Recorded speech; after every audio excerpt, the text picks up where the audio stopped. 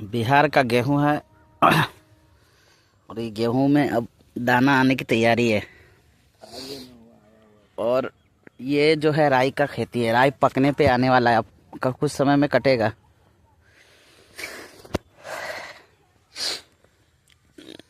ये आलू की खेती किया है, यहाँ पे तरह तरह के खेती किया जाता है। यहाँ पे बिहार के मुजफ्फरपुर ज़िले का ये दृश्य है,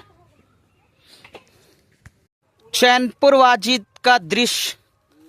और अभी बज चुके हैं 11। मच्छी मारने वाले देखिए, मेन मच्छी मार यही हैं। अब आके बैठे हैं, थोड़ा रिलैक्स करने के लिए बैठे हैं। और